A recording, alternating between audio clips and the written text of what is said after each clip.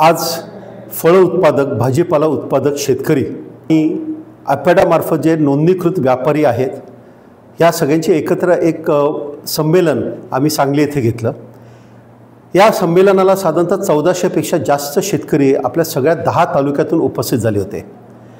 यांच्यामध्ये खूप चांगला संवाद झाला, व्यापाऱ्यांबरोबर त्यांचं हितगुज झालं आणि आपल्या मालाची गुणवत्ता कशी असावी, आपल्या मालाला दर कधी मिळेल आणि त्याचबरोबर आपला माल बाजारात कधी येईल याच्या बाबतीत त्यांची फार चांगली बारकाईने सर्वांची बोलणी झालेली आहे। या अनुषंगाने 2 करार पण झालेले आहेत। एक पेरूचा करार झाला आणि एक केळीचा करार झालेला आहे।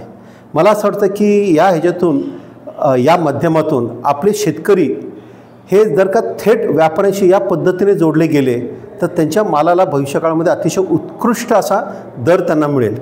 त्यासाठी अनेक व्यापाऱ्यांशी एकाच वेळेला त्यांचा संपर्क आल्यामुळे त्यांच्यावर तर भविष्यकाळात वाटाघाटी करू शकतात। सांगलीकरांना मी असं सांगू इच्छितो की जे व्यापारी आज आलेले आहेत ते अपेडाकडे रजिस्टर्ड आहेत, ते कंपनी ॲक्ट खाली रजिस्टर्ड आहेत आणि अनेक वर्षांपासून अपेडाबरोबर त्यांचा व्यवहार आहे आणि ही मंडळी अशी आहेत की ती ट्रेसेबल आहेत, अपेडाकडे रजिस्टर्ड असल्यामुळे त्यांची विश्वसनीयता आहे। त्यामुळे सर्व शेतकऱ्यांनी आपल्याला या आलेल्या व्यापाऱ्यांकडून फायदाच होईल। जे काही कटू अनुभव पूर्वी सांगलीकरांना व्यापाऱ्यांच्या बाबतीत आलेले आहेत ते या व्यापाऱ्यांच्याबद्दल अजिबात येणार नाहीत एवढी मला खात्री आहे।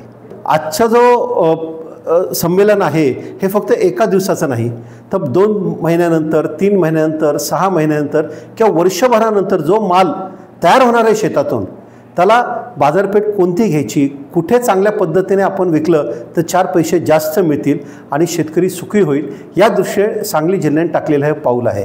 ह्याच्यामध्ये मी खऱ्या अर्थाने आपले पालकमंत्री महोदय यांचा मी आभारी आहे।